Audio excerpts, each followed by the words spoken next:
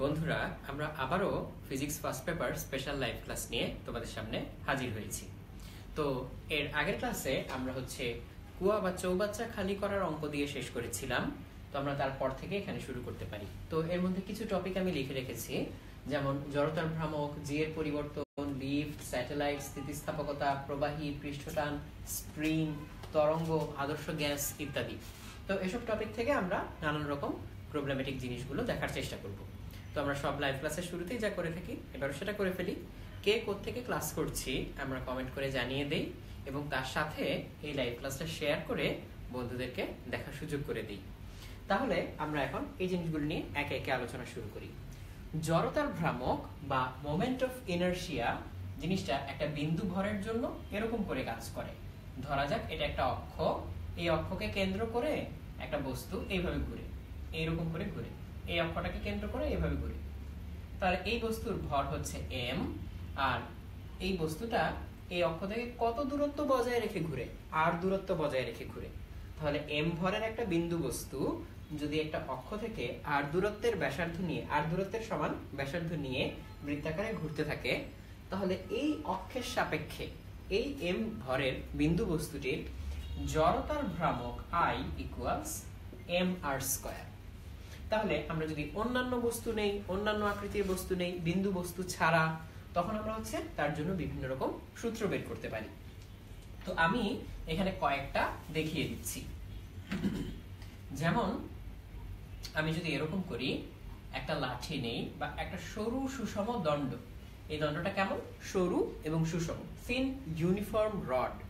তাহলে তার জন্য লেংথ হচ্ছে l, মাস হচ্ছে m।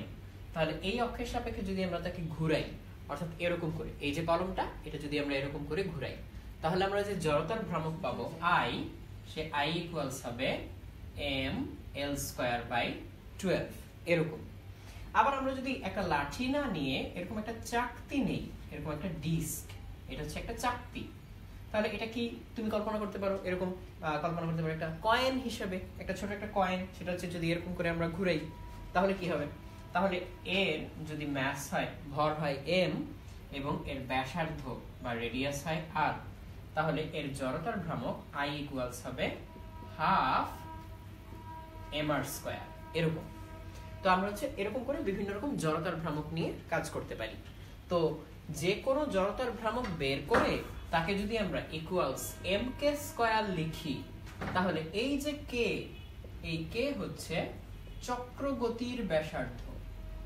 চক্রগতির ব্যাসার্ধ আসলে চক্রগতির ব্যাসার্ধ বা রেডিয়াস অফ জাইরেশন বলতে বোঝায় আমরা যদি এই পুরো বস্তুটাকে একটা বিন্দু বস্তুতে পরিণত করতাম একই ভরের, তাহলে সেটা এই অক্ষ থেকে যতটুকু দূরে ঘুরলে এই একই জড়তার ভ্রামক উৎপন্ন হতো, সেটাই হচ্ছে k। তাহলে এটাকে আমরা চক্রগতির ব্যাসার্ধ বা রেডিয়াস অফ জাইরেশন বলি। তো এরকম আমরা চাইলে ডিস্কের জন্য বের করতে পারি হাফ mr², লাঠির জন্য বের করতে পারি ml²/12। আমরা ইভেন এই লাঠির এক প্রান্তের সাপেক্ষেও বের করতে পারি, এরকম প্রান্তের সাপেক্ষে। এটা হচ্ছে আমাদের l, m, তাহলে এখানে জড়তার ভ্রামক I ইকুয়ালস ml²/3 এরকম। তাহলে আমরা এরকম বিভিন্ন রকম করে জড়তার ভ্রামকগুলো বের করতে পারি। তাহলে আরো কয়েকটা জড়তার ভ্রামক আমি এই ফাঁকে দেখিয়ে দিই।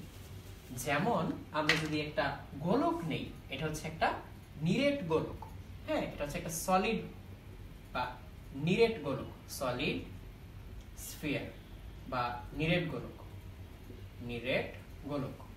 তাহলে এই নিরেট গোলকের কেন্দ্রগামী যে অক্ষ, তার সাপেক্ষে জড়তার ভ্রামক I ইকুয়ালস 2/5 mr²। m হচ্ছে ভর, r হচ্ছে তার রেডিয়াস। তাহলে এরকম বিভিন্ন রকম জড়তার ভ্রামক আমাদের নানা সময়ে কাজে লাগবে। তো এখানে আমি একটা জিনিস দেখাতে চাচ্ছি, সেটা হচ্ছে সমান্তরাল অক্ষ উপপাদ্য আর লম্ব অক্ষ উপপাদ্য কিভাবে ব্যবহার করতে হয়। তাহলে আমরা এইটা মুছে দিয়ে এই ধরনের একটা উদাহরণে যাচ্ছি। যেমন তোমাকে যদি বলা হয় যে এটা একটা গোলক, এই গোলকের রেডিয়াস হচ্ছে r, আর এটা হচ্ছে তার ভর কেন্দ্রগামী অক্ষ। এই অক্ষ থেকে h দূরত্বে অন্য আরেকটা অক্ষ অবস্থিত। এই অক্ষের সাপেক্ষে জড়তার ভ্রামকটা কত? সেটা আমরা বের করব সমান্তরাল অক্ষ উপপাদ্যের সাহায্যে। ধরা যাক এটা হচ্ছে অক্ষ এ, এটা অক্ষ বি। তাহলে অক্ষ এ এর সাপেক্ষে জড়তার ভ্রামক কিন্তু আমরা অলরেডি জানি, একটু আগেই দেখেছি। তাহলে আই এ ইকুয়ালস আমরা লিখতে পারি 2/5 mr², যেখানে m হচ্ছে এই গোলকের ভর। তাহলে আই বি কত হবে? আই বি দেখো এই অক্ষটা আগের অক্ষ থেকে অনেক দূরে, তাহলে দূরে থাকা মানে কি এর সাপেক্ষে ঘুরলে ওকে অনেক বড় জায়গা নিয়ে ঘুরতে হবে। তাহলে যত দূরে থেকে ঘুরবে জড়তার ভ্রামক তত বাড়ে। তার মানে আমরা এইটুকু কিন্তু এখনই বলতে পারি আই বি আই এর চেয়ে বড় হবে। বড় হওয়া মানে হচ্ছে আই এ যা ছিল তা তো থাকবেই, তার সাথে আরো কিছু যোগ হবে। সেটা কতটুকু যোগ হবে? সেটা যোগ হয় হচ্ছে, এটাকে একটা বিন্দুতে কল্পনা করো, ভর কত হবে m আর দূরত্ব কত h, তাহলে জড়তার ভ্রামক হবে mh²। এইটুকু যদি যোগ করে দাও তাহলে পুরোটা পাওয়া যায়। তাহলে আমি এটাকে আলাদা করে লিখি 2/5 mr² প্লাস mh²। তার মানে আমরা সমান্তরাল অক্ষ উপপাদ্যের সাহায্যে বোঝাতে চাচ্ছি যে কোনো একটা ভর কেন্দ্রগামী অক্ষের সাপেক্ষে যদি জড়তার ভ্রামকটা আমাদের জানা থাকে, তাহলে সেই অক্ষের সমান্তরাল অন্য যে কোনো অক্ষের সাপেক্ষে জড়তার ভ্রামকটা হয় ওই যে আগের অক্ষ, তার সাপেক্ষে জড়তার ভ্রামক প্লাস বস্তুর ভর ইনটু ডিসটেন্স, ওই দুই অক্ষের যে ডিসটেন্স সেই ডিসটেন্স স্কয়ার mh²। তাহলে এটা হচ্ছে সমান্তরাল অক্ষ উপপাদ্য। আর আরেকটা উপপাদ্য আছে আমাদের, সেটা হচ্ছে লম্ব অক্ষ উপপাদ্য বা পারপেন্ডিকুলার অ্যাক্সিস থিওরেম। এটা ছিল প্যারালাল অ্যাক্সিস থিওরেম বা সমান্তরাল অক্ষ উপপাদ্য। তাহলে পারপেন্ডিকুলার অ্যাক্সিস থিওরেমে যাই, সেটা হচ্ছে এরকম। ধরা যাক এটা হচ্ছে আমাদের একটা কয়েন, হ্যাঁ এটা একটা কয়েন। তাহলে কয়েনের যে কোনো একটা ব্যাস নিলাম আমরা, ডায়ামিটার। এই ডায়ামিটারের সাপেক্ষে জড়তার ভ্রামক কত আমরা বের করতে চাই। ধরা যাক এই ডায়ামিটারটা হচ্ছে x অক্ষ বরাবর, তাহলে ধরলাম এই জড়তার ভ্রামকটা হচ্ছে i। আচ্ছা, আমরা এর সাথে 90 ডিগ্রিতে আরেকটা ডায়ামিটার বা ব্যাস নিলাম, ধরা যাক এটা হচ্ছে y অক্ষ বরাবর। তো একটা বৃত্তের এই ব্যাস যতটুকু, এই ব্যাস ততটুকুই। তাহলে এর সাপেক্ষে আমরা যদি একটা বস্তুকে ঘুরাই, তাহলে যত জড়তার ভ্রামক পাবো এই দ্বিতীয় অক্ষের সাপেক্ষে ঘুরালেও ততটুকুই পাবো। তাহলে এই জড়তার ভ্রামকটাও i হবে। এই দুইজনের উপর লম্ব তৃতীয় আরেকটা অক্ষ, অর্থাৎ এটা যদি x অক্ষ হয়, এটা যদি y অক্ষ হয়, তাহলে দুইজনের উপরে লম্ব তৃতীয় অক্ষটা কি হবে? z অক্ষ। সেই z অক্ষের সাপেক্ষে যে জড়তার ভ্রামক iz, সেটা হবে ix আর iy এর যোগফলের সমান। তাহলে এটার নাম দিলাম ix, এটা হচ্ছে iy। তাহলে সেটা হবে ix প্লাস iy এর যোগফলের সমান। তাহলে আমরা এখন ix বা iy বের করতে চাই। তো আমরা তো জানি এর সাপেক্ষে যতটুকু, কারণ এটাও ব্যাস এটাও ব্যাস, তাহলে এটা যদি i হয় এটাও তো i, তাহলে আমরা এখানে লিখতে পারি 2 i। তাহলে i ইকুয়ালস আসবে হাফ iz। তাহলে একটু চিন্তা করে দেখো, iz কিন্তু এর কেন্দ্রগামী লম্ব অক্ষের সাপেক্ষে জড়তার ভ্রামক। তাহলে কেন্দ্রগামী লম্ব অক্ষের সাপেক্ষে জড়তার ভ্রামক কত ছিল?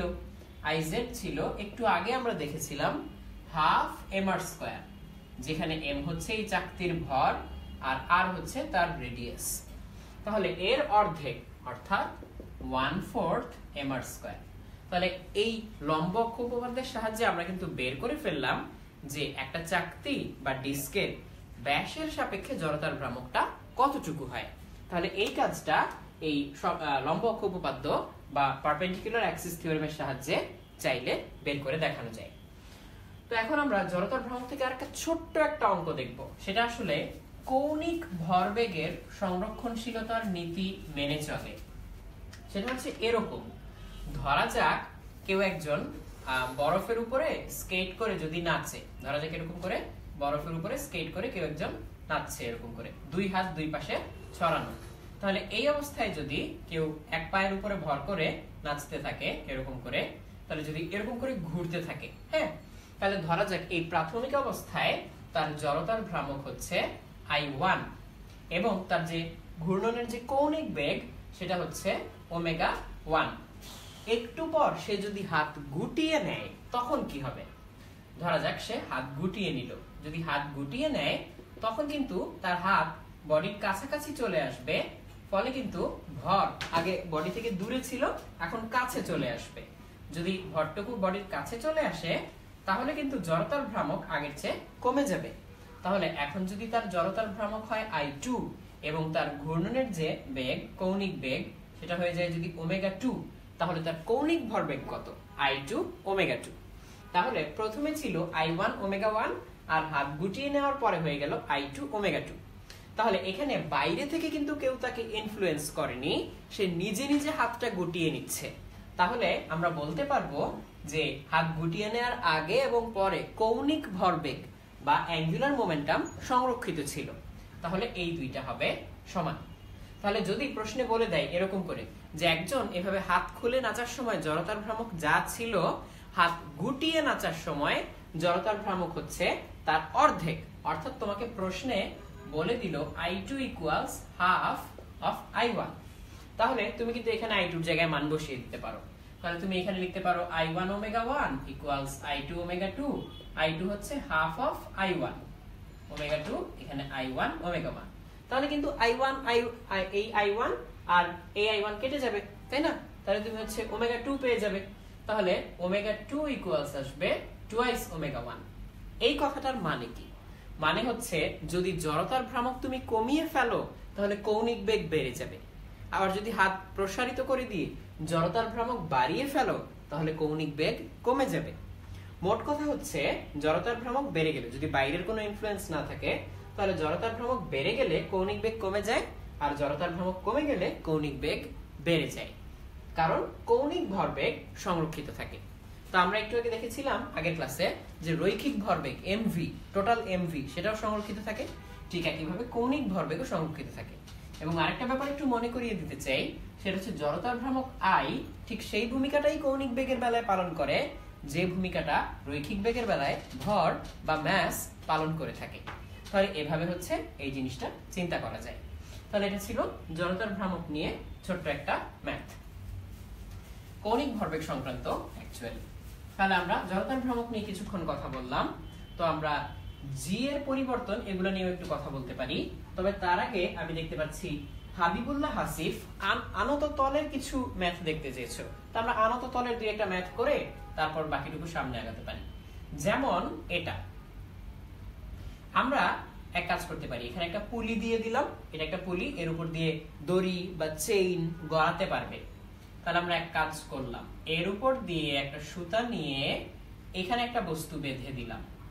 তাহলে এই বস্তুটার ভর হচ্ছে 1 কেজি। আমার প্রশ্ন হচ্ছে এইখানে আমরা কত কেজি রাখলে, এই যে এই জায়গাটায় ধরা যাক এর ভর আমরা জানি না, এর ভর হচ্ছে m, এখানে কত কেজি রাখলে এই 1 কেজি ভরের বস্তুটা একটা নির্দিষ্ট ত্বরণ নিয়ে সামনে যাবে। ধরা যাক একটা নির্দিষ্ট ত্বরণ, ধরা যাক 1 মিটার পার সেকেন্ড স্কয়ার ত্বরণ নিয়ে সামনে যাবে। এটা আমাদেরকে বের করতে হবে। ওকে, আর এই অ্যাঙ্গেলটা বলে দেওয়া, এই অ্যাঙ্গেলটা হচ্ছে 30 ডিগ্রি। ব্যাস, তাহলে আমাদেরকে m বের করতে হবে যে m কত হলে এই 1 কেজি ভরের বস্তুটাকে 1 মিটার পার সেকেন্ড স্কয়ার ত্বরণে টেনে নিয়ে যেতে পারবে। এবং এখানে তলের কোথাও কোনো ফ্রিকশন বা ঘর্ষণ নেই। তাহলে এটা আমরা কিভাবে করতে পারি? খুব ইজি। দেখো এইখানে মোশন ক্রিয়েট করার জন্য কে দায়ী? এই যে এই বস্তুটাকে যে পৃথিবী নিচের দিকে টানে সেটা। তাহলে এই বস্তুকে পৃথিবী নিচের দিকে কত ফোর্সে টানে? mg ফোর্সে নিচের দিকে টানে। আর এই বস্তুটাকে পৃথিবী টানে এই তল বরাবর যে ফোর্সটা কাজ করবে, পৃথিবী অ্যাকচুয়ালি নিচের দিকে টানে, বাট তল বরাবর তার যে উপাংশ কাজ করবে, কম্পোনেন্ট, সেটা কতটুকু? সেটা হচ্ছে এই দিকে 1 ইনটু g ইনটু sin 30। তাহলে এটা তোমরা সব সময় মনে রাখবে যে কোনো একটা তল যদি আনুভূমিকের সাথে থিটা ডিগ্রিতে থাকে, তাহলে সেই তল বরাবর g কাজ করে g sin থিটা। আবারও বলি, কোন তল যদি ভূমির সাথে থিটা ডিগ্রি কোণ করে থাকে, তাহলে সেই তল বরাবর নিচের দিকে g কাজ করে g sin থিটা। তাহলে এর উপরে ফোর্স কাজ করে কতটুকু? পৃথিবীর বল কতটুকু কাজ করে? mg sin theta. তাহলে এটা হচ্ছে মোশন ক্রিয়েট করে, আর এটা হচ্ছে মোশনকে অপোজ করে, বাধা দেয়। তাহলে এই দুইয়ের যে লব্ধি, সেই লব্ধি বলটা কত? Summation f। আমরা তো জানি সামেশন f ইকুয়ালস ma, তাই না? তাহলে এখানে সামেশন f কতটুকু? সামেশন f হচ্ছে এটা মোশন ক্রিয়েট করতে চায়, এটা বাধা দিতে চায়। তাহলে mg minus g sin 30। sin 30 কত? হাফ। এই মানটা বসিয়ে দিলাম। তো আমি এটা এখানে লিখি আসলে g sin 30। এটা হচ্ছে সামেশন f ইকুয়ালস কি হওয়া উচিত? এইটা 1 মিটার পার সেকেন্ড স্কয়ারে আসে মানে এটাও তো 1 মিটার পার সেকেন্ড স্কয়ারে নামে, দুইজনের ত্বরণটা সাধারণ। তাহলে টোটাল ভর কত? এটা 1 কেজি আর এটা m, তাহলে 1 প্লাস m। আর ত্বরণ কত? a হচ্ছে 1, a হচ্ছে 1। তাহলে এটা আমি আসলে কি সূত্র লিখলাম? আমি আসলে এখানে যে সূত্রটা লিখলাম সেটা হচ্ছে সামেশন f ইকুয়ালস ma। তাহলে এখান থেকে আমরা m বের করে ফেলতে পারি, আমাদের এখানে m চাইলে এখান থেকে বের করে ফেলা যায়। তাহলে আমরা এই বাকি ক্যালকুলেশনটুকু আশা করি নিজেই করতে পারবো। এখানে g এর ভ্যালু বসাবো, g এর ভ্যালু বসাবো, sin 30 হাফ, তাহলে আমরা এখান থেকে m পেয়ে যাব আসলে। তো এখান থেকে m বের করে ফেলতে পারবে। তাহলে এইভাবে হচ্ছে এরকম আনত তলের কিছু অঙ্ক তুমি করে ফেলতে পারো। তাহলে এটা হচ্ছে একটা বেসিক আইডিয়া। ওকে,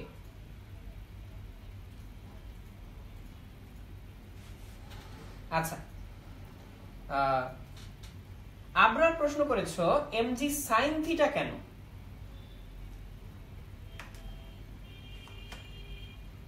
আচ্ছা দেখো, যদি এরকম হয় যে g এটা তো নিচের দিকে কাজ করে তাই না, তা আমরা হচ্ছে ভূমির সাথে থিটা অ্যাঙ্গেলে চিন্তা করছি। এই যে ভূমির সাথে থিটা অ্যাঙ্গেল, তাহলে এটা হচ্ছে ভূমির সাথে ধরো থিটা অ্যাঙ্গেলে যদি থাকে, তাহলে এখান থেকে যদি আমরা এই তলের উপর একটা লম্ব টানি, এটা থিটা হয়, তাহলে এটা হচ্ছে g cos থিটা, আর এই বরাবর যেটা আসে সেটা আসে g sin থিটা। এই তাহলে আমি একটু এদিক থেকে বুঝাই, এটা হচ্ছে নিচ বরাবর আমাদের g, এটা হচ্ছে আমাদের তল ভূমির সাথে থিটা অ্যাঙ্গেলে। তাহলে এই ভূমির সাথে থিটা অ্যাঙ্গেলে যে তল, তার উপরে যদি আমরা একটা লম্ব আঁকি, সেটা আমাদের g এর ডিরেকশনের সাথে থিটা ডিগ্রিতে যায়। তাহলে এই বরাবর g, তাহলে তার সাথে থিটা ডিগ্রিতে কত হবে? তলের লম্ব বরাবর g cos থিটা। তাহলে তলের লম্ব বরাবর যদি g cos থিটা হয়, তলের সমান্তরালে অর্থাৎ এটা থেকে 90 ডিগ্রি দূরে হবে হচ্ছে g sin থিটা। কারণ আমরা জানি cos থিটা আর sin থিটা কম্পোনেন্ট দুইটা পরস্পর থেকে 90 ডিগ্রি দূরে থাকে। তাহলে এই জন্য তল বরাবর হচ্ছে g sin থিটা আসলে কাজ করবে। তাহলে আশা করি তোমরা এই কম্পোনেন্টে ভাগ করার ব্যাপারটা বুঝতে পেরেছো। আচ্ছা, আর মুত্তাকিন মাহমুদ ইয়াসিন প্রশ্ন করেছো যদি 1 কেজি না হয়, 1 কেজি না হলে এইখানে 1 না হয়ে যত কেজি দিয়েছো তত কেজি হবে, এবং এখানেও সেই তত কেজিটা বসে যাবে, বাকিটুকু একই থাকবে। তাহলে এখানেও তোমাকে সেই 1 কেজির জায়গায় যত কেজি দিয়েছো তত কেজি দিয়ে রিপ্লেস করে দিতে হবে, তাহলে বাকি অঙ্কটা একই রকম হবে।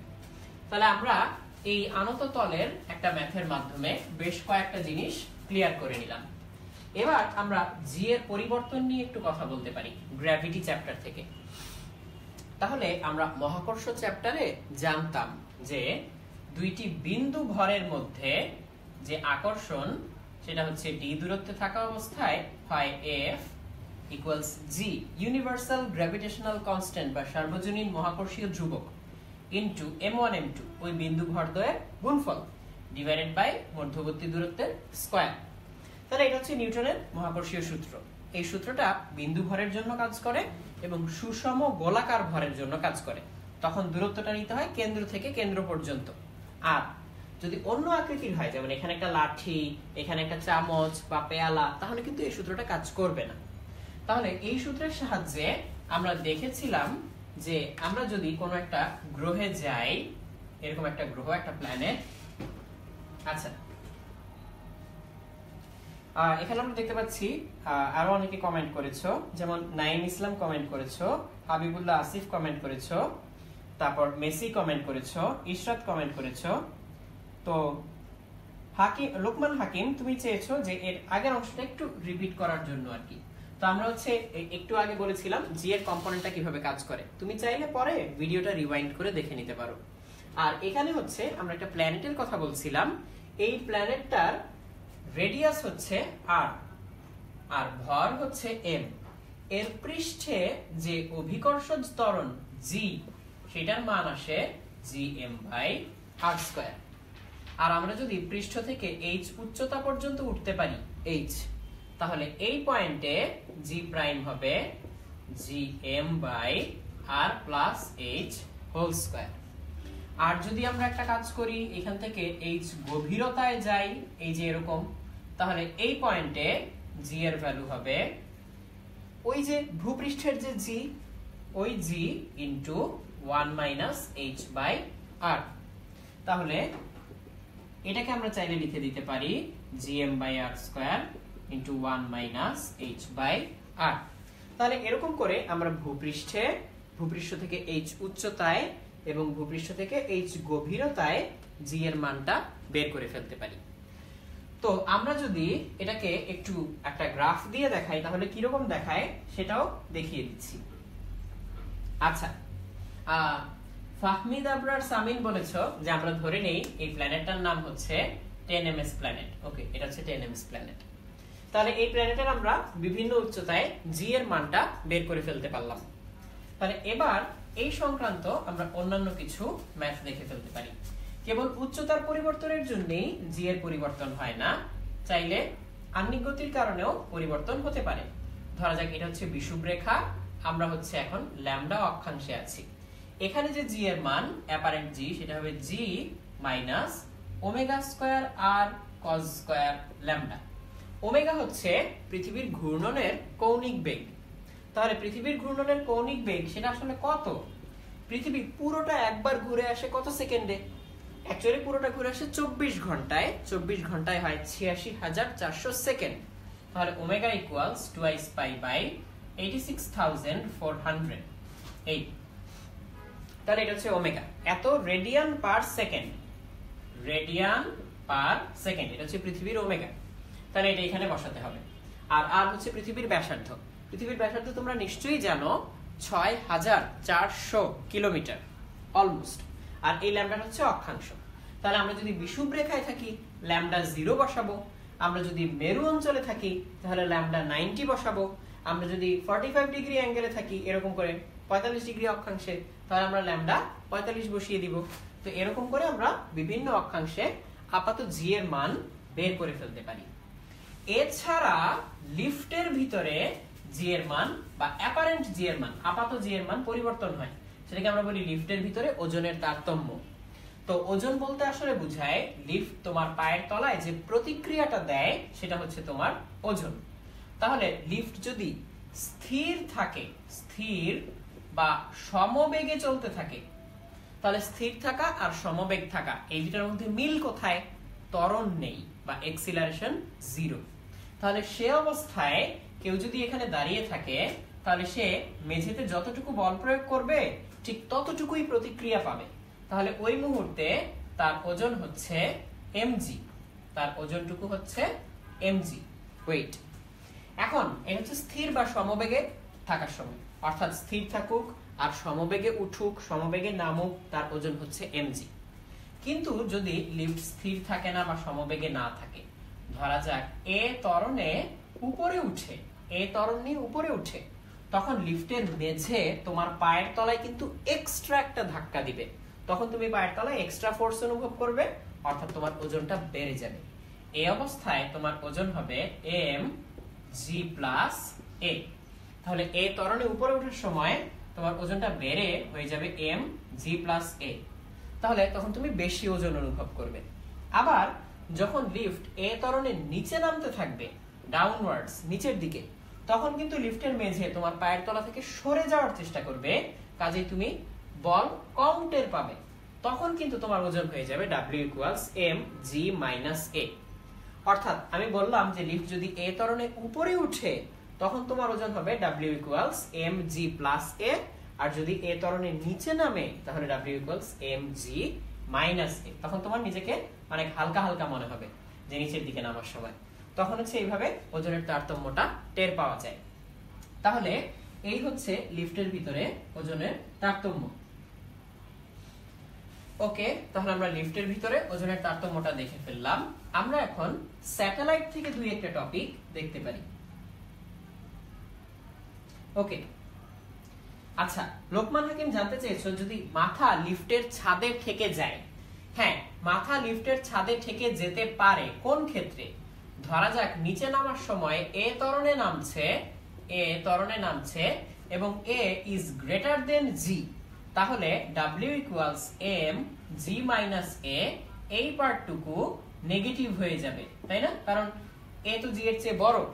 তখন দেখা যাবে কি তুমি এখান থেকে শূন্যে ভেসে উঠে লিফটের উপরে তোমার মাথাটা লেগে যাবে, এরকম করে লিফটের উপরে তোমার মাথা লেগে যাবে, তুমি এরকম মাটি থেকে উপরে উঠে যাবে।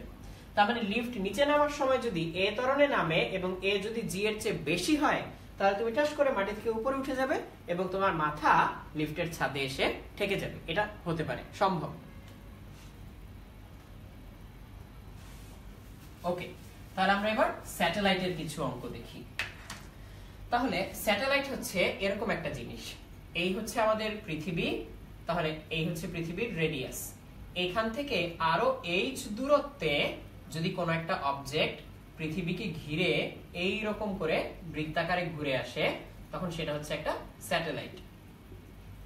স্যাটেলাইট তাহলে এটা হচ্ছে পৃথিবীকে ঘিরে এরকম বৃত্তাকার পথে ঘুরতে থাকবে এবং সব সময় এই পৃথিবীর পৃষ্ঠ থেকে তার উচ্চতা থাকবে h, অর্থাৎ এখানেও উচ্চতা h, এখানেও উচ্চতা h, সব জায়গায় উচ্চতা h।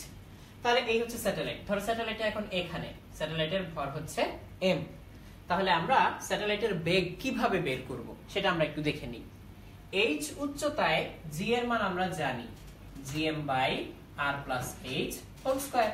এটা হচ্ছে স্মল g, গ্র্যাভিটেশনাল অ্যাক্সিলারেশন, অভিকর্ষণ ত্বরণ।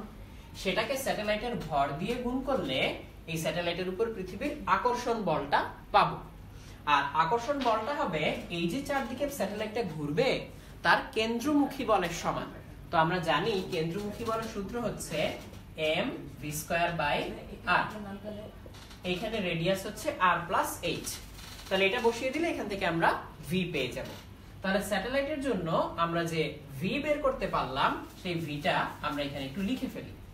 তাহলে এখানে v ইকুয়ালস আসবে, দেখো একটা r+h কেটে যাবে, m কেটে যাবে, তাহলে √gm/r+h। এই হচ্ছে স্যাটেলাইটের v।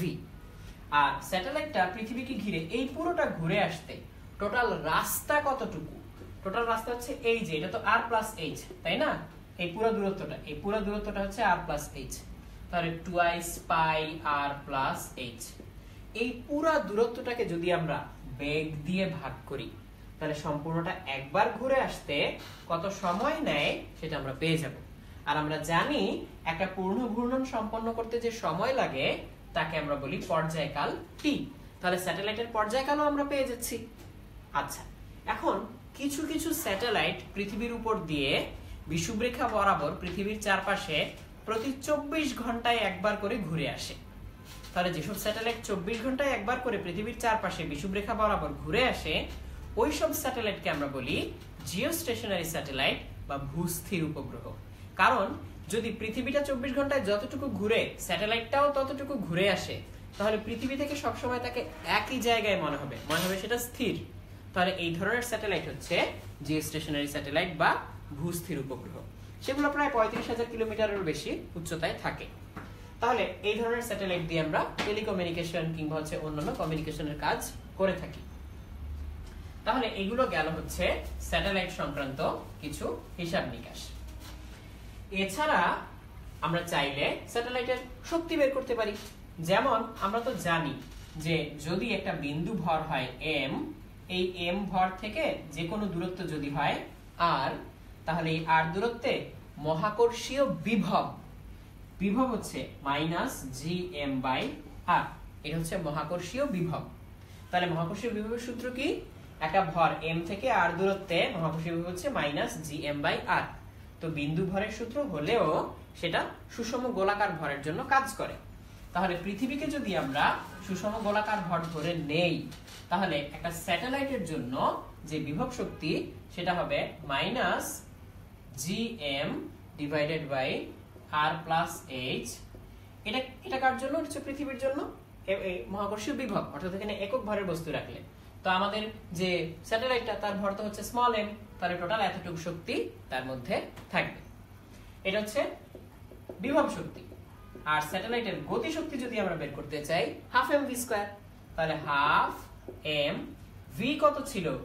√gm/r+h whole square. তাহলে শুধু রুটটা চলে যাবে, তাহলে ½ gm/r+h * m। তাহলে একটু খেয়াল করে দেখো, এই যে বিভব শক্তিটা আসলো সেটা ঋণাত্মক, আর এই যে গতি শক্তিটা আসলো সেটা ধনাত্মক। এবং খেয়াল করে দেখো, আমরা যদি -2 দিয়ে গতি শক্তিকে গুণ করি তাহলেই কিন্তু আমরা বিভব শক্তিটা পেয়ে যাই। অর্থাৎ বিভব শক্তি হচ্ছে স্যাটেলাইটের বিভব শক্তি তার গতি শক্তির দ্বিগুণ এবং নেগেটিভ। তাহলে এইভাবে স্যাটেলাইটের গতিশক্তি স্থিতিশক্তির মধ্যে সম্পর্ক বের করা যায়। তাহলে আমরা স্যাটেলাইট নিয়ে কিছু কথাবার্তা বললাম। আর এছাড়া আরেকটা জিনিস আছে, সেটা হচ্ছে মুক্তিবেগ বা এসকেপ ভেলোসিটি। সেটা হচ্ছে পৃথিবীর পৃষ্ঠ থেকে কোন একটা জিনিসকে ন্যূনতম যত বেগে ছুঁড়ে মারলে সেটা অসীম পর্যন্ত চলে যাবে, আর ফেরত আসবে না, তাকে বলে মুক্তিবেগ বা এসকেপ ভেলোসিটি। তো এসকেপ ভেলোসিটির ফর্মুলা হচ্ছে √2gm/r, অথবা আমরা লিখতে পারি √2r। যেটাই করি না কেন পৃথিবীর বেলায় আমাদের এই মুক্তিবেগের মান আসে পৃথিবীর জন্য 11.2 কিলোমিটার পার সেকেন্ড। তাহলে তুমি যদি এর চেয়ে কম বেগে খাড়া উপরের দিকে ছুঁড়ে মারো, তাহলে সেটা আবার একসময় পৃথিবীতে ফিরে আসার সম্ভাবনা থাকবে। আর যদি তুমি এর চেয়ে বেশি বেগে মারো বা এই বেগে মারো, তাহলে হারিয়ে যাবে। বাট হারিয়ে যাওয়ার জন্য খাড়া উপরের দিকে মারার আসলে দরকার নেই। যে কোনো অ্যাঙ্গেল করে যদি তুমি এই বেগে মারতে পারো, তাহলে এক সময় সেটা পৃথিবীর মহাকর্ষ ক্ষেত্রের বাইরে চলে যাবে। তবে আমরা এখানে বাতাসের বাধাটা আসলে উপেক্ষা করে নিচ্ছি। বাতাসের বাধা যদি আমরা ধরি, তাহলে আসলে আরো বেশি বেগে একে ছুঁড়ে মারতে হবে। ওকে, তাহলে আমরা দেখলাম এই পর্যন্ত। তাহলে এইটুকু হচ্ছে আমাদের মুক্তিবেগ পর্যন্ত গেল। আমরা চাইলে স্থিতিস্থাপকতা নিয়ে কিছু প্রবলেম দেখতে পারি। তাহলে স্থিতিস্থাপকতা নিয়ে আমরা যদি কিছু প্রবলেম দেখি, তাহলে কিরকম দেখা যাক। আচ্ছা, এর মধ্যে আমি একটা প্রশ্ন পেয়েছি, রাশেদুল ইসলাম মামুন, তুমি প্রশ্ন করেছো স্যাটেলাইট মাঝে মাঝে পৃথিবীতে আছড়ে পড়ে কেন? এর কারণ হচ্ছে স্যাটেলাইট যখন পৃথিবীর চারপাশে ঘুরতে থাকে, এই মহাকাশটা সম্পূর্ণ আসলে খালি না। এর সাথে মাঝে মধ্যে ছোট ছোট ধূলিকণা, পাথর, ছোট ছোট উল্কাপিণ্ড কিংবা এর আগে উৎক্ষেপণ করা মহাকাশযানের ছোটখাটো টুকরা, এগুলো মাঝে মধ্যে ধাক্কা খায়। ধাক্কা খাওয়ার ফলে এর বেগ কমতে থাকে। বেগ কমলে গতিশক্তি কমে যায়। গতিশক্তি কমলে ওই রকম করে নিচের দিকে এরকম পড়তে পড়তে পড়তে পড়তে একসময় পৃথিবীতে পড়ে যেতে পারে। তাহলে স্যাটেলাইট যদি শক্তি হারিয়ে ফেলে, তাহলে পৃথিবীতে আছড়ে পড়তে পারে। আচ্ছা,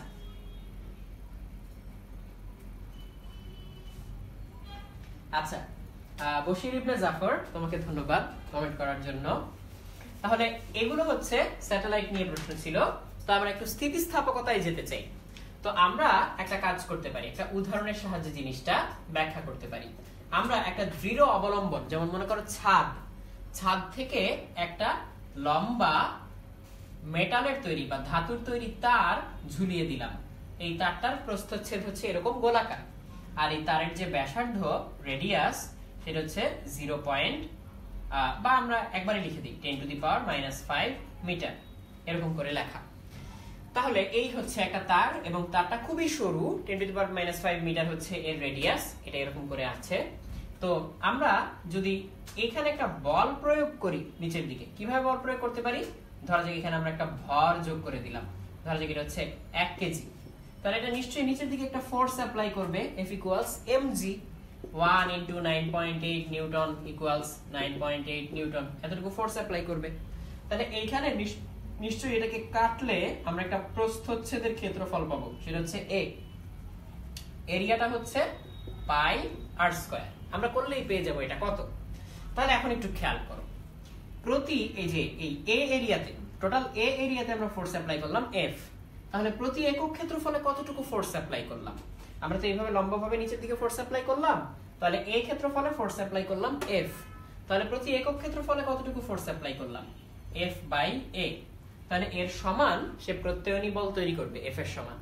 তাহলে প্রতি একক ক্ষেত্রফলে প্রত্যয়নী বল অথবা তোমার বিকৃতকরণ বল, সেটা হচ্ছে পীড়ন।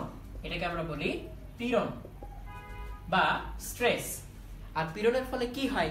বিকৃতি হয়। কিরকম বিকৃতি? এই তারটা আগের চেয়ে লম্বা হয়ে যাবে।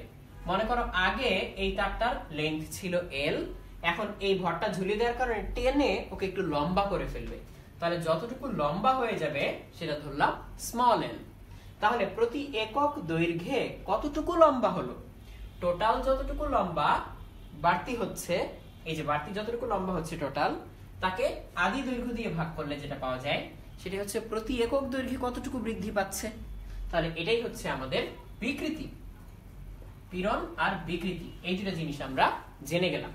তাহলে পীড়ন আর বিকৃতি এই দুইয়ের যে অনুপাত, সেটা হচ্ছে স্থিতিস্থাপক গুণাঙ্ক। এবং দৈর্ঘ্যের বেলায় এই গুণাঙ্কটাকে বলা হয় ইয়াং এর গুণাঙ্ক। তাহলে আমরা এখানে ইয়াং এর গুণাঙ্ক y ইকুয়ালস লিখতে পারি পীড়ন বাই বিকৃতি। তাহলে পীড়ন হচ্ছে f বাই a, বিকৃতি হচ্ছে small l by capital L। তাহলে আমি লিখতে পারি fl by a small l। এটাই হচ্ছে ইয়াং এর গুণাঙ্কের ফর্মুলা। তাহলে এবার আমি একটু মান দিয়ে দেই, আমরা এই বস্তুটার জন্য ইয়াং এর গুণাঙ্কটা বের করে ফেলবো। তাহলে এই ক্যাপিটাল L এটা দিয়ে দিলাম 10 মিটার আর স্মল l দিয়ে দিলাম 1 মিটার। তাহলে চলো আমরা হচ্ছে y এর ভ্যালুটা বের করে ফেলি। তাহলে y এর ভ্যালুটা বের করার জন্য আমাদের যা যা লাগবে সেটা আমরা এখানে লিখে নিই।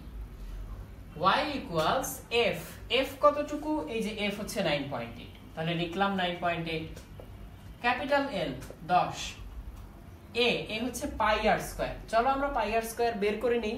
তাহলে পাই আর স্কয়ার বের করে নিলে এরকম আসবে। তাহলে পাই আর স্কয়ার বের করে নিচ্ছি, পাই into 10 to the power -5 square আসবে 3.14 ইনটু 10 টু দি পাওয়ার -10। তাহলে আমরা লিখে দিলাম 3.14 ইনটু 10 টু দি পাওয়ার -10। আর এখানে আসবে একটা হচ্ছে স্মল l, স্মল l হচ্ছে 1 মিটার। ব্যাস, তাহলে এটা করলেই আমরা পেয়ে যাব। তাহলে এখানে আমরা 10 টু দি পাওয়ার -10 নিচ থেকে উপরে নিলে 10 টু দি পাওয়ার 10 হয়ে যাবে। তাহলে আমরা 98 ডিভাইডেড বাই 3.14 এটা করলে পাবো 3.1। তাহলে 3.1 ইনটু 10 টু দি পাওয়ার 11, এই হচ্ছে ইয়াং এর গুণাঙ্ক। তাহলে এভাবে আমরা চাইলে ইয়াং এর গুণাঙ্ক বের করে ফেলতে পারি। তাহলে ইয়াং এর গুণাঙ্ক পাওয়া গেল 3.1 ইনটু 10 টু দি পাওয়ার 11। এইভাবে জিনিসটা চাইলে হিসাব করা যায়। আর যদি এখানে কৃতকাজ বের করতে চাই, ওয়ার্ক ডান, তাহলে সেটা কিভাবে করব? এরকম একটা তারের জন্য কৃতকাজ W ইকুয়ালস আসবে হাফ f স্মল l। যেমন আমাদের এখানে f কত ছিল? 9.8 আর স্মল l কত ছিল? 1। তাহলে কৃতকাজ হবে 4.9 জুল। তাহলে এইটুকু হচ্ছে আমাদের কৃতকাজের সূত্র। তাহলে এই গেল হচ্ছে একটা তারকে টেনে লম্বা করার জন্য কৃতকাজ কিভাবে বের করতে হয় তার ফর্মুলা। তাহলে আমরা স্থিতিস্থাপকতা থেকে এই কাজগুলো চাইলে করতে পারি। এরপর আমরা চাইলে একটু প্রবাহী নিয়ে আলোচনা করতে পারি। তো এর মধ্যে আমি দেখতে পাচ্ছি অনেকে কমেন্ট করেছো যে কিভাবে আমরা এই অঙ্কটা করতে পারি। তো আমরা এই জিনিসটা একটু দেখে নিচ্ছি আবারও। তো আমরা এখন হচ্ছে প্রবাহী পদার্থ নিয়ে একটু আলোচনা করব। তো আমরা হচ্ছে প্রবাহী পদার্থ নিয়ে একটু আলোচনা করছি। প্রবাহী পদার্থে আমরা হচ্ছে প্রবাহী পদার্থ বলতে কি বোঝাচ্ছি? গ্যাস হতে পারে, তারপর হচ্ছে কোন একটা তরল হতে পারে, হ্যাঁ, যেমন পানি একটা প্রবাহী পদার্থ, তারপর হচ্ছে বাতাস একটা প্রবাহী পদার্থ, ফ্লুইড। তাহলে এই জিনিসগুলো, তো এদের জন্য স্টোকসের সূত্র এটা আমরা চাইলে কাজে লাগাতে পারি। যেমন একটা উদাহরণ দিই, ধরা যাক এটা হচ্ছে একটা পাইপ, এই পাইপের ভিতরে পানি, এই পানির ভেতর দিয়ে একটা গোল বল নিচের দিকে পড়ছে। এটা হচ্ছে একটা মেটালের তৈরি বল, এই বলটা পড়ছে এখন v বেগে। তাহলে পড়ার সময় পানি নিশ্চয়ই ওকে বাধা দিবে, পানির ভিতর দিয়ে যেতে গেলে বলটা বাধা পাবে। পানির যে ধর্মের কারণে এই বলটা পানির ভিতর দিয়ে পড়তে গিয়ে বাধা পাচ্ছে, সেই ধর্মটাই হচ্ছে ভিসকোসিটি বা সান্দ্রতা। তো একটা তরলের সান্দ্রতা যত বেশি হয়, তার ভিতর দিয়ে কোনো একটা কিছু যাতায়াত করাটা তত কষ্ট। যেমন পানির চেয়ে মধু কিংবা গ্লিসারিন এদের সান্দ্রতা অনেক বেশি। তো আমরা এখন যে জিনিসটা করব সেটা হচ্ছে বাধাদানকারী বলটা দেখব কত হয়। তো বস্তু যেদিকে যেতে চায় বাধাদানকারী বলটা তার বিপরীত দিকে, তাহলে রেজিস্টিভ ফোর্স আসবে এই ক্ষেত্রে 6 পাই ইটা আর ভি, যেখানে 6 পাই আর এই মিলে একটা কনস্ট্যান্ট পাচ্ছি আমরা, আর হচ্ছে এই বলটার রেডিয়াস, আর ভি হচ্ছে এই যে নিচের দিকে বলটা পড়ছে এই বলটার এই মুহূর্তের বেগ, আর এই যে ইটা, এই ইটাটাই হচ্ছে সান্দ্রতা গুণাঙ্ক। এই ইটাটাকে আমরা বলি কোএফিসিয়েন্ট অফ ভিসকোসিটি বা সান্দ্রতা গুণাঙ্ক। এই আচ্ছা, আমরা এখান থেকে আরেকটা জিনিস বের করতে পারি, সেটা হচ্ছে তুমি একটু চিন্তা করে দেখো, একটা জিনিস যখন ফ্লুইডের ভিতর দিয়ে পড়তে থাকে তখন পড়তে পড়তে নিশ্চয়ই তার বেগ বৃদ্ধি পাবে। বেগ যদি বৃদ্ধি পায় এই বাধা দানকারী বলটাও কিন্তু বৃদ্ধি পাবে। বাধাদানকারী বল বাড়তে বাড়তে একসময় যদি টোটাল নিচের দিকের বলের সমান হয়ে যায় তখন কিন্তু আর বেগ বাড়ে না, বস্তু সমবেগে পড়ে। যেমন ধরা যাক আমরা পানির ভিতরে একটা ছোট্ট মার্বেল ফেলে দিলাম, মার্বেলটা পড়তে পড়তে বেগ বাড়বে, বেগ বাড়তে বাড়তে বাধাদানকারী বল বাড়বে, একসময় নিচের দিকের বল আর বাধাদানকারী বলগুলো সমান হয়ে যাবে, তখন এই মার্বেলের বেগ আর বাড়বে না, মার্বেলটা সমবেগে বাকি পথ নেমে আসবে। এই সমবেগটাই হচ্ছে অন্তবেগ বা টার্মিনাল ভেলোসিটি। তাহলে আমরা এখন একটু টার্মিনাল ভেলোসিটি নিয়ে কথা বলবো। এটা করার জন্য তোমাকে এইভাবে একটু চিন্তা করতে হবে, সেটা হচ্ছে আমরা একটা জিনিসকে যখন পানিতে ফেলে দেই তার উপরে নিচের দিকে ফোর্স কাজ করে mg, আর উপরের দিকে দুইটা ফোর্স কাজ করে রেজিস্টিভ ফোর্স, স্টোকসের সূত্র থেকে যেটা পাই, আর হচ্ছে প্লবতা বল Fb। তাহলে এই দুইটা সমান হলে এই জিনিসটা অন্তবেগ প্রাপ্ত হয়, v টার্মিনাল। তাহলে আমরা এখন এই হিসাবটা করে ফেলি। নিচের দিকে ফোর্স হচ্ছে mg, যে কোনো কিছুর ভর হচ্ছে তার আয়তন ইনটু ঘনত্ব, এই দুইয়ের গুণফলের সমান। তো এর রেডিয়াস যদি হয় r, তাহলে আয়তন কত? 4/3 পাই আর কিউব। ঘনত্ব যদি হয় রো s, তাহলে g দিয়ে গুণ করলে পেয়ে যাব mg, ইকুয়ালস হবে রেজিস্টিভ ফোর্স স্টোকসের সূত্র থেকে 6 পাই আর ইটা v, আর হচ্ছে প্লবতা বল। প্লবতা বল কিচ্ছু না, এই বস্তুর সম আয়তন অপসারিত ফ্লুইডের ওজনের সমান। তাহলে সম আয়তন ফ্লুইড কত? 4/3 পাই আর কিউব রো ফ্লুইড। তাহলে এবার আমরা সব এক পাশে নিয়ে যাব, আর এই যে v, এটারই নাম দিব আমরা v টার্মিনাল, প্রান্তবেগ। তাহলে এখান থেকে সরাসরি আমরা প্রান্তবেগের ফর্মুলা পেয়ে যাব। ফর্মুলাটা আমরা পেয়ে যাব 2/9 eta r square g rho s minus rho f। তো আমরা এখন থেকে সরাসরি এটাকে প্রান্তবেগের ফর্মুলা হিসেবে অঙ্কে ব্যবহার করতে পারবো। তাহলে দেখা যাচ্ছে অন্য সবকিছু স্থির থাকলে প্রান্তবেগ ব্যাসার্ধের বর্গের সমানুপাতিক। তাহলে আমাকে এটা এখন মুখে মুখে উত্তর দাও, অঙ্ক না করে জাস্ট মুখে মুখে উত্তর দাও।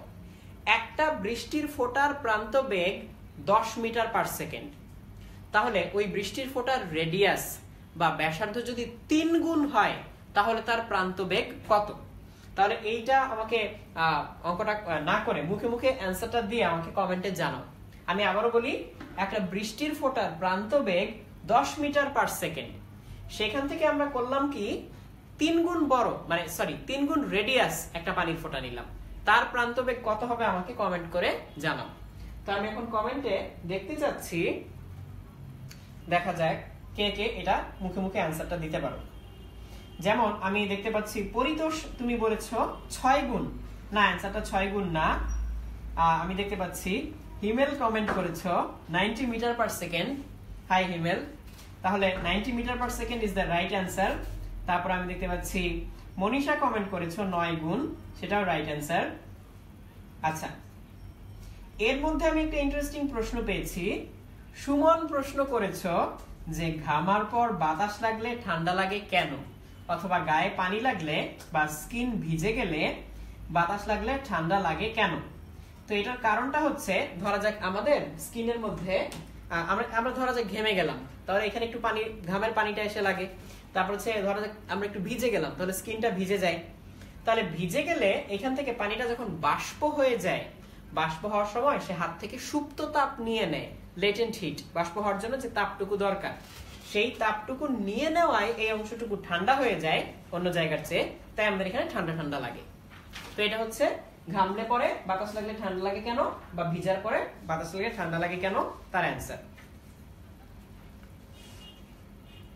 আচ্ছা, তাহলে আমরা দেখতে পাচ্ছি অনেকেই দেখতে পাচ্ছ এই অ্যান্সারটা দিতে পেরেছো, 9 গুণ হবে। আচ্ছা, তাহলে এই হচ্ছে প্রান্তবেগ সংক্রান্ত অঙ্ক। তাহলে আমরা একটু পৃষ্ঠটানে যেতে পারি। পৃষ্ঠটানে আমাদের একটা ফর্মুলা আছে, যে ধরা যাক কাচের মধ্যে আমরা পানি দিলাম, কাচের গ্লাসে পানি দিলাম, তার মধ্যে একটা ক্যাপিলারি টিউব, কৈশিক নল পানির মধ্যে ডুবিয়ে দিলাম। তাহলে পানিটা কৈশিক নল বেয়ে একটু উপরে উঠে আসে। তাহলে যে এখানে পানি, এখানে পানি, এই পানিটা একটু কৈশিক নল বেয়ে উপরে উঠে আসে। তাহলে এই যে নিচের অংশটা যে এই বরাবর আমরা একটা দাগ দেই, তাহলে যতটুকু উঠে আসে সেটা হচ্ছে h।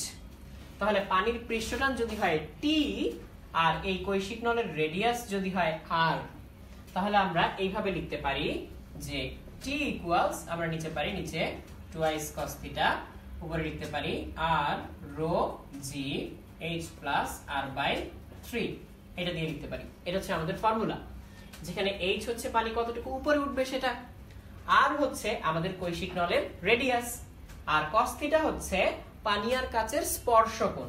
তো স্পর্শকোণটা একটু বলি, আমরা যদি এই অংশটা একটু জুম করে দেখতাম, তাহলে দেখতাম এটা যদি কাচের দেয়ালটা হয়, পানিটা এই রকম করে থাকে, তাহলে এই নিচেরটুকু হচ্ছে পানি, তাহলে এটা হচ্ছে স্পর্শ বিন্দু।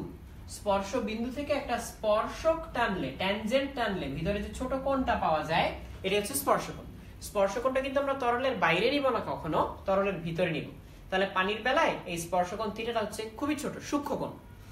অ্যাকচুয়ালি পানির বেলায় এই কোণটা হচ্ছে 2 ডিগ্রি বা তার চেয়েও ছোট হয় পানি আর কাচের বেলায়, তাহলে এখানে খুবই ছোট হয় আর কি। তাহলে এই যে এটা হচ্ছে আমাদের পৃষ্ঠটান t এর formula, t equals r rho g। Rho হচ্ছে পানির ঘনত্ব, জি তো তোমরা জানো অভিকর্ষজ ত্বরণ, h হচ্ছে কতটুকু উপরে পানি উঠবে, r by 3 divided by 2 cos theta. তাহলে এখান থেকে খুব ইজিলি দেখানো যায় যে আমরা এটাকে যত চিকন করব, অর্থাৎ r যত ছোট করব h তত বড় হবে, আর যত চিকন হবে h তত বেশি হবে। তার মানে হচ্ছে বেশি চিকন যদি ক্যাপিলারি টিউব হয়, তাতে পানির উচ্চতাটা আরো বেশি হবে, আর মোটা হলে তার মধ্যে পানি বেশি দূর উপরে উঠবে না। তো আমরা পৃষ্ঠটান সংক্রান্ত একটা জিনিস দেখলাম, তো আমরা এবার হচ্ছে স্প্রিং সংক্রান্ত কিছু জিনিস দেখতে পারি। সেটা হচ্ছে, ধরা যাক আমরা একটা স্প্রিং নিলাম, এই স্প্রিংটা এরকম, তাহলে এই স্প্রিং এর নিচে একটা ছোট্ট ভর ঝুলানো, এই স্প্রিং এর স্প্রিং কনস্ট্যান্ট হচ্ছে k, k ইকুয়ালস মনে করো 20 নিউটন পার মিটার, ধরা যাক এরকম আর কি। আর এই স্প্রিংটা এখন সাম্যাবস্থায়, এই মুহূর্তে এখন সাম্যাবস্থায়, এই যে এরকম, এটা হচ্ছে তার সাম্যাবস্থা, ইকুইলিব্রিয়াম। তাহলে এটা হচ্ছে তার সাম্যাবস্থা। তাহলে আমরা এক কাজ করলাম, এখানে যে m দিলাম, mটার ভরও দিয়ে দেই 10 কেজি, হ্যাঁ এরকম দিয়ে দিলাম। তো আমরা এক কাজ করি, এখান থেকে আমরা এটাকে 5 মিটার টেনে ছেড়ে দিলাম, 5 মিটার টেনে ছেড়ে দিলাম, তাহলে এই 5 মিটার হচ্ছে তার অ্যামপ্লিটিউড a। তাহলে এতটুকু নিচে নামবে, আবার এতটুকু উপরে উঠবে a পরিমাণ, তাহলে এর মধ্যে সে উঠানামা উঠানামা উঠানামা করতে থাকবে, উপরে উঠবে নিচে নামবে, তাহলে এটা একটা সরল চন্দিত স্পন্দন হবে। তো ধরা যাক যখন তুমি এতটুকু দূরত্বে, অর্থাৎ 3 মিটার দূরত্বে, তখন তোমাকে বলতে বললো যে সরণ, ত্বরণ, বেগ এসব কত। তো এখন সরণটা দেওয়া আছে 3 মিটার। তো আমরা জানি সরল চন্দিত স্পন্দনের সরণের সমীকরণ x equals a sin omega t plus delta, যেখানে ডেল্টা হচ্ছে আদি দশা, শুরুতে যে দশায় ছিল, আর এখানে a হচ্ছে বিস্তার, ওমেগা হচ্ছে কৌণিক কম্পাঙ্ক। এখানে ওমেগা, এই ক্ষেত্রে আমরা ওমেগা বের করে নিতে পারি, omega equals √k by m, চাইলেই বের করে নেওয়া যায়, √2 আসবে এখানে ওমেগার ভ্যালু। এখন যদি জিজ্ঞেস করে 3 মিটার অবস্থায় বেগ কত, ত্বরণ কত, সেটার ফর্মুলা আছে সরাসরি, সেটা হচ্ছে বেগের ফর্মুলা হচ্ছে omega √a square minus x square. তাহলে ওমেগা তো আমরা জানি এখান থেকে 20/10, 2 রুট করলে √2, √a স্কয়ার, এই কত ছিল 5 স্কয়ার মাইনাস সরণ কত ছিল 3 স্কয়ার, যা আসবে তাই, এটাই আমাদের বেগ। আর যদি ত্বরণ জিজ্ঞেস করে a equals minus omega square x, তাহলে ওমেগা স্কয়ার করলে কত হবে 2, আর x তো দেওয়াই আছে 3, তাহলে এখান থেকে আমরা ত্বরণও বের করে ফেলতে পারি। তাহলে এরকম করে চাইলে আমরা সরলচন্দিত স্পন্দন থেকে স্প্রিং এর বিভিন্ন প্রবলেমগুলো সলভ করে ফেলতে পারি। আচ্ছা, এছাড়া স্প্রিং থেকে আরো কিছু প্রবলেম আসে, সেটা হচ্ছে একটা স্প্রিং যার স্প্রিং কনস্ট্যান্ট k, সেটাকে যদি আমরা x পরিমাণ প্রসারিত করি, x পরিমাণ প্রসারিত করলে কৃত কাজ হয় ½ k x স্কয়ার। তো এই পরিমাণ কাজ ওই স্প্রিংটার মধ্যে আসলে শক্তি হিসেবে জমা থাকে। তাহলে এরকম করে চাইলে আমরা বের করে নিতে পারি কি হয়। ওকে, তাহলে এই ছিল হচ্ছে স্প্রিং সংক্রান্ত কিছু প্রবলেম। তো এরপরে হচ্ছে আমরা তরঙ্গ থেকে কিছু প্রবলেমে যেতে পারি এবং আদর্শ গ্যাস থেকে কিছু প্রবলেম চাইলে দেখাতে পারি। তাহলে আমরা একটু তরঙ্গ সংক্রান্ত প্রবলেমে চলে যাই। যেমন তরঙ্গের মধ্যে ডেসিবেল বের করার কিছু প্রবলেম আসে এবং বিট নিয়ে কিছু প্রবলেম আসে। আমি বিট থেকে একটা অঙ্ক দেখাচ্ছি, ডেসিবেল থেকে একটা অঙ্ক দেখাচ্ছি। তাহলে আমাদের প্রবলেমটা এরকম, একটি জানা সুরশলাকার কম্পাঙ্ক 600 হার্টজ, সেটা অজানা শলাকার সাথে 5টি বিট করে, 5টি বিট তৈরি করে সেকেন্ডে। অজানা শলাকার সাথে সেকেন্ডে 5টি বিট তৈরি করে। জানা শলাকায় মোম মাখলে বিট কমে। তাহলে অজানা শলাকার কম্পাঙ্ক কত? এই হচ্ছে আমাদের প্রশ্ন। তাহলে এই ধরনের প্রশ্ন আমরা পার্ট বাই পার্ট কিভাবে ডিল করব দেখে নিই। ধরা যাক এই হচ্ছে আমাদের 600 হার্টজ, এই হচ্ছে আমাদের 600 হার্টজ। তাহলে এই 600 হার্টজ তো জানা, অজানা শলাকা তার সাথে 5টা বিট তৈরি করে সেকেন্ডে। তাহলে বিট জিনিসটা কি? ফ্রিকোয়েন্সির পার্থক্য থেকে হয়। তাহলে 5টা বিট মানে ফ্রিকোয়েন্সির পার্থক্য 5।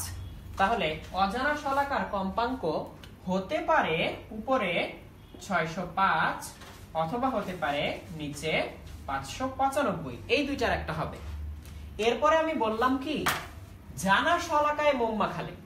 আমরা তো জানি যে কোন শলাকায় যদি আমরা মোম মাখিয়ে ভারী করে দেই তার ফ্রিকোয়েন্সি কমে যায়, আর যদি আমরা শিরিষ কাগজ দিয়ে ঘষে হালকা করে দেই তাহলে ফ্রিকোয়েন্সি বেড়ে যায়। তাহলে আমরা এখানে কি করেছি? আমরা এখানে মোম মাখিয়েছি, তাহলে শলাকাটা ভারী হয়ে তার ফ্রিকোয়েন্সি কমে যাবে। তাহলে আমরা কোনটাতে মোম মাখিয়েছি, অজানা নাকি জানাটায়? জানাটায়। অজানাটায় করলে আমরা অজানাটায় চেঞ্জ করতাম। এখন জানা শলাকায় বলায়, জানা শলাকায় মোম মাখালে তার ফ্রিকোয়েন্সি কমে যাবে।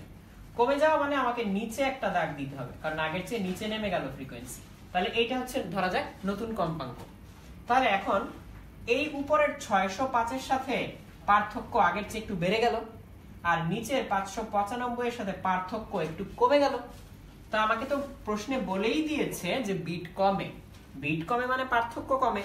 তাহলে এই কেসে কি পার্থক্য কমে নাকি নিচের কেসে পার্থক্য কমে? নিচের কেসে পার্থক্য কমে। তাহলে এই নিচেরটাই হচ্ছে আমার অজানা শলাকার কম্পাঙ্কের সঠিক উত্তর, অর্থাৎ 595। তাহলে এই প্রসেসটা যারা একবারে বুঝতে পারনি তারা চাইলে ভিডিওটা শেষ হওয়ার পরে এই অংশটা আরেকবার রিওয়াইন্ড করে দেখতে পারবে। তাহলে এরকম করে বিটের সমস্ত অঙ্ক চাইলে সমাধান করে ফেলা যায়। তাহলে আমরা ডেসিবেল সংক্রান্ত দুই একটা প্রবলেম দেখতে পারি। যেমন আমাদেরকে যদি বলে যে এরকম, আমরা তো জানি যে ডেসিবেলের ফর্মুলা কি? ডেসিবেলের ফর্মুলা হচ্ছে আমরা 10 ভিত্তিক লগ নিব, যে কোন একটা শব্দের ইন্টেন্সিটি নিব, তাকে আমরা ভাগ দিব প্রমাণ তীব্রতা দিয়ে 10 টু দি পাওয়ার -12, তাহলে আমরা ডেসিবেল পেয়ে যাব। ডেসিবেল পেতে গেলে এখানে 10 লাগবে। এটা হচ্ছে ডেসিবেলের ফর্মুলা।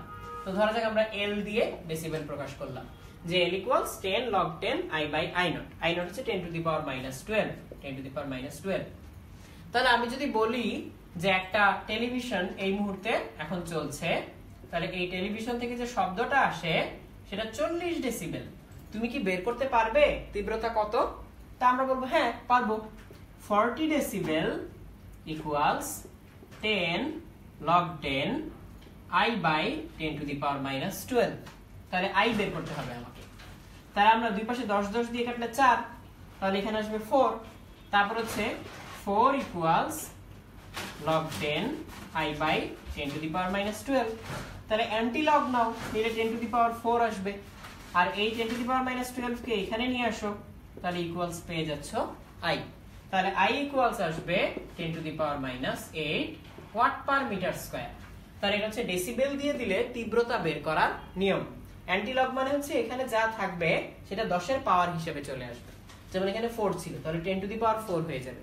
আর এই নিচেরটা এখানে চলে আসে 10 টু দি পাওয়ার -12 দিয়ে গুণ হয়ে গেল। তাহলে এইভাবে তুমি ডেসিবেল দিয়ে দিলে বের করে নিতে পারবে তীব্রতা কত। এখন কেউ যদি তোমাকে প্রশ্ন করে যে আমরা এটার সাথে একটা গ্রামোফোন রেকর্ড ছেড়ে দিলাম, যদি এটার সাথে আমরা একটা গ্রামোফোন রেকর্ড ছেড়ে দেই সেখান থেকেও নিশ্চয়ই সাউন্ড তৈরি হবে। তাহলে এই সাউন্ডটা মনে করো আরো 50 ডেসিবেল। তার এটা ছিল 40 ডেসিবেল, এটা 50 ডেসিবেল। তাহলে তোমাকে যদি জিজ্ঞেস করে এখন টোটাল কত ডেসিবেল, তুমি কি বলবে 40 ডেসিবেল প্লাস 50 ডেসিবেল 90 ডেসিবেল? না, 90 ডেসিবেল হবে না, কারণ ডেসিবেল ডেসিবেল যোগ করা যায় না। এইখানে আমরা টিভিটা যেভাবে বের করে নিলাম 10 to the power -8 watt per metre square, একইভাবে যদি আমি এই গ্রামোফোনেরটা বের করে নেই তাহলে দেখব 10 to the power -7 watt per metre square আসবে এটা। তাহলে গ্রামোফোনেরটা জানি, টিভিটাও জানি, একটা 10 টু দি পাওয়ার -8, একটা 10 টু দি পাওয়ার -7। এই দুইটার থেকে আমি একবারে টোটাল ডেসিবেলটা বের করব। কিভাবে? এই জায়গায় লিখে দিব 10 to the power -7 plus 10 to the power -8। কেউ যেন ভুলেও ভেবো না 10 to the power -7 plus 10 to the power -8 হচ্ছে 10 টু দি পাওয়ার -15, তা কিন্তু না, এটা গুণ হলে হতো, এখানে যোগ। তাহলে এই জায়গায় মান বসালে আমরা এখন টোটাল ডেসিবেলটা পেয়ে যাব। তো দেখা যাবে 50 ডেসিবেলের একটু উপরে আসবে, খুব বেশি উপরে না। তাহলে এইভাবে আমরা চাইলে ডেসিবেলের অঙ্ক করতে পারি। তো আদর্শ গ্যাস থেকে আমরা দুই একটা কথা বলতে পারি। যেমন যদি আমরা আদর্শ গ্যাসের কথা বলি, PV equals nRT, এই ফর্মুলাটা আমাদের খুবই কাজে লাগবে। আবার PV equals 1/3 mn CRMS square, এটাও আমাদের খুব কাজে লাগবে। তবে এখানে মনে রেখো m আর n এর গুণফল হচ্ছে গ্যাসের মোট ভর। তাহলে m যদি হয় একটি অণুর ভর, তাহলে n হবে অণুর সংখ্যা। আর যদি m হয় মোলার ভর, তাহলে n হবে মোল সংখ্যা। এই তাহলে এটা খেয়াল রাখবে, m আর n এর গুণফল হবে গ্যাসের মোট ভর। আর আমরা CRMS যে লিখেছিলাম, এই CRMS এর ফর্মুলাটাও আমরা চাইলে লিখে ফেলতে পারি। আচ্ছা আমি এটা আরেকবার একটু লিখি, PV equals 1/3 mn CRMS square, m হচ্ছে এটা, n হচ্ছে এটা। আর C equals √3RT/m। এই m এর ব্যাপারে সাবধান, এটা কিন্তু মোলার ভরটাকে কেজিতে নিতে হবে। যেমন আমরা যদি জানতে চাই 27 ডিগ্রিতে অক্সিজেনের CRMS কত, CRMS কত, তাহলে 27 ডিগ্রি মানে কত? এই T এর সাথে 27 ডিগ্রির সাথে 273 যোগ করতে হবে, তাহলে আমরা কেলভিনে পেয়ে যাব। তাহলে 300 কেলভিন। তাহলে √3 * 8.314 * 300 ডিভাইডেড বাই অক্সিজেনের মোলার ভর কত? 32 গ্রাম, সেটাকে কেজিতে নিলে পাওয়া যাবে 0.03। এইভাবে কিন্তু করতে হবে, এভাবে না করলে জিনিসটা ভুল হবে। তো এরকম করে আমরা চাইলে এই অঙ্কগুলো করতে পারি। তাহলে এই ফর্মুলাগুলো আমাদের বেশ কাজে লাগবে। তাহলে এগুলো গেল হচ্ছে এই ধরনের কিছু অঙ্ক। আর আমরা চাইলে আর্দ্রতা মিতির কিছু অঙ্ক করতে পারি, যেমন শিশিরাঙ্ক বের করার যে অঙ্ক। যেমন ধরা যাক বলে দিল একদিন শুষ্ক আর সিক্ত বাল্বের তাপমাত্রা, এটা হচ্ছে শুষ্ক T1 বা θ1, এটা বলে দিল 31 ডিগ্রি সেলসিয়াস। আর এটা হচ্ছে সিক্ত বাল্ব, এটা দিল θ2 equals 21 ডিগ্রি সেলসিয়াস। তো এখান থেকে তোমাকে বের করতে হবে যে ডিউ পয়েন্ট বা শিশিরাঙ্ক কত। সেটা সরাসরি ফর্মুলা হচ্ছে due point θD equals θ1 minus G1 into θ1 minus θ2। এই G1 হচ্ছে θ1 টেম্পারেচারে গ্লেসিয়ারের ধ্রুবক। তাহলে আমরা এখানে হিসাবটা যদি কমপ্লিট করি, এটা 31 মাইনাস 31 ডিগ্রিতে বইয়ে দেখবে একটা ছকের মধ্যে লেখা আছে, এটা প্রশ্নেও দিয়ে দিবে, গ্লেসিয়ারের ধ্রুবক হচ্ছে 1.64 ইনটু 31 মাইনাস 21, তাহলে 31 মাইনাস 16.4। তাহলে এটা ক্যালকুলেট করলে যা আসবে তাই হচ্ছে আমাদের শিশিরাঙ্ক। 31 মাইনাস 16.4 14.6।